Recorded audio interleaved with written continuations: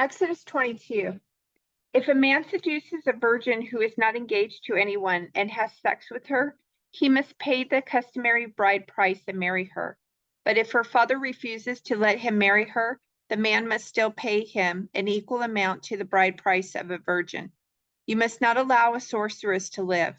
Anyone who has sexual relations with an animal must certainly be put to death.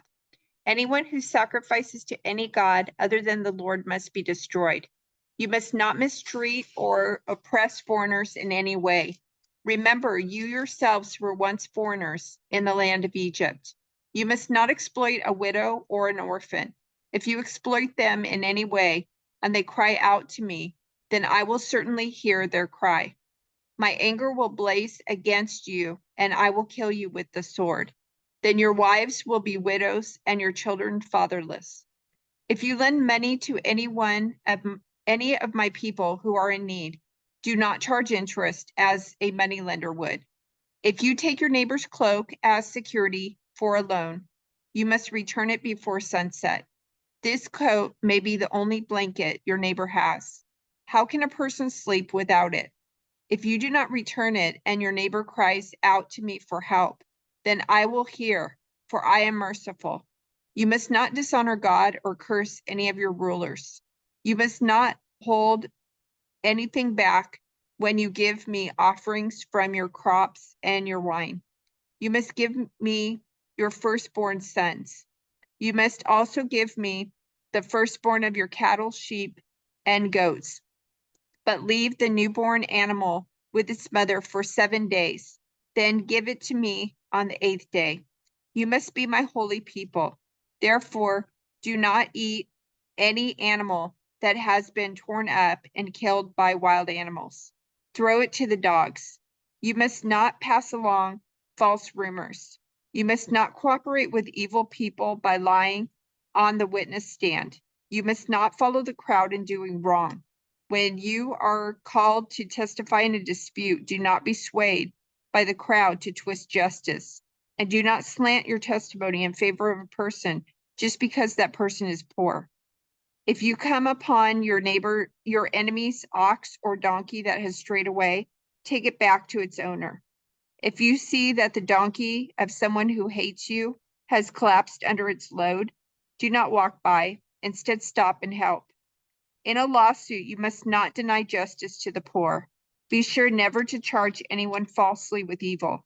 Never sentence an innocent or blameless person to death, for I never declare a guilty person to be innocent. Take no bribes, for a bribe makes you ignore something that you clearly see. A bribe makes even a righteous person twist the truth. You must not oppress foreigners. You know what it's like to be a foreigner, for you yourselves were once foreigners in the land of Egypt. Plant and harvest your crops for 6 years, but let the land be renewed and lie and cultivated during the 7th year. Then let the poor among you harvest whatever grows on its own. Leave the rest for wild animals to eat. The same applies to your vineyards and olive groves. You have 6 days each week for your ordinary work, but on the 7th day you must stop working. This gives your ox and your donkey a chance to rest. It also allows your slaves and the foreigners living among you to be refreshed. Pay close attention to all my instructions. You must not call on the name of any other god. Do not even speak their names. Each year, you must celebrate 3 festivals in my honor. First, celebrate the festival of unleavened bread. For 7 days, the bread you eat must be made without yeast, just as I commanded you.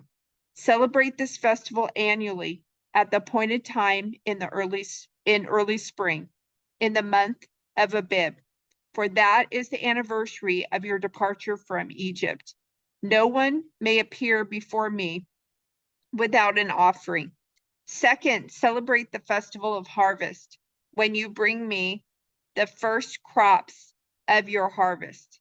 Finally, celebrate the festival of the final harvest at the end of the harvest season, when you have harvested all the crops from your fields. At these 3 times each year, every man in Israel must appear before the sovereign the Lord. You must not offer the blood of my sacrificial offerings together with any baked goods containing yeast, and do not leave the fat from the festival offerings until the next morning.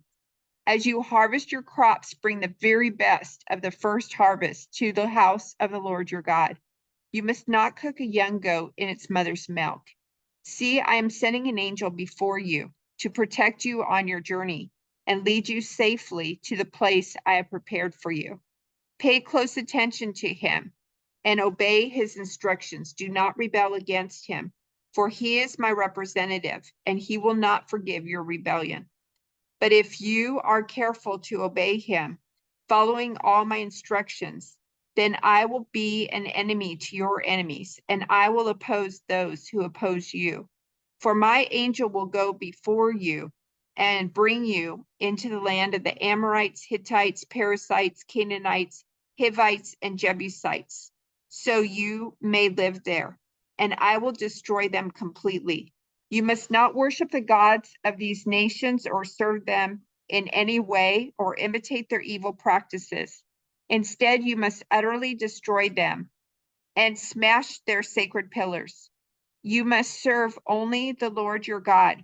If you do, I will bless you with food and water, and I will protect you from illness. There will be no miscarriages or infertility in your land, and I will give you long, full lives. I will send my terror ahead of you and create panic among all the people whose lands you invade. I will make all your enemies turn and run.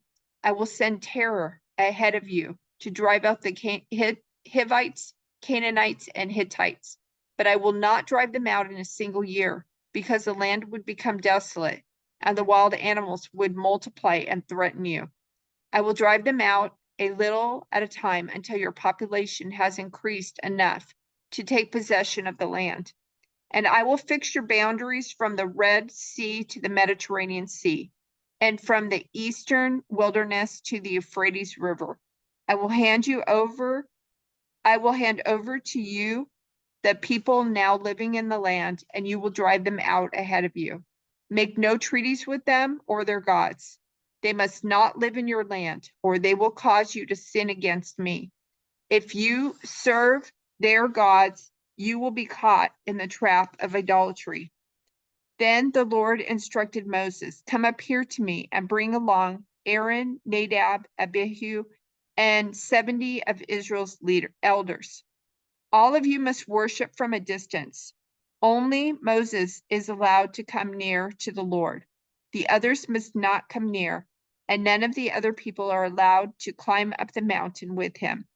Then Moses went down to the people and repeated all the instructions and regulations the Lord had given him. All the people answered with one voice, we will do everything the Lord has commanded. Then Moses carefully wrote down all the Lord's instructions. Early the next morning, Moses got up and built an altar at the foot of the mountain. He also set up 12 pillars, one for each of the 12 tribes of Israel. Then he sent some of the young Israelite men to present burnt offerings and sacrifice bulls as peace offerings to the Lord. Moses drained half the blood from these animals into basins. The other half he splattered against the altar. Then he took the book of the covenant and read it aloud to the people. Again they responded, we will do everything the Lord has commanded. We will obey. Then Moses took the blood from the basins and splattered it over the people, declaring, look, this blood confirms the covenant the Lord has made with you in giving you these instructions. Then Moses, Aaron, Nadab, Abihu, and the 70 elders of Israel climbed up the mountain. There they saw the God of Israel. Under his feet seemed to be a surface, a brilliant blue lapis lazuli, as clear as the sky itself. And though these nobles of Israel gazed upon God, he did not destroy them. In fact, they ate a covenant meal, eating and drinking in his presence.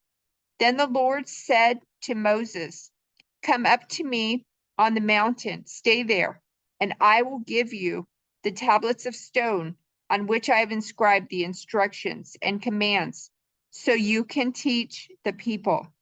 So Moses and his assistant Joshua set out, and Moses climbed up the mountain of God. Moses told the elders, "Stay here and wait for us until we come back. Aaron and Hur are here with you. If anyone has a dispute while I am gone, consult with them." Then Moses climbed up the mountain, and the cloud covered it, and the glory of the Lord settled down on Mount Sinai. And the cloud covered it for 6 days. On the seventh day, the Lord called to Moses from inside the cloud. To the Israelites at the foot of the mountain, the glory of the Lord appeared at the summit like a consuming fire. Then Moses disappeared into the cloud as he climbed higher up the mountain.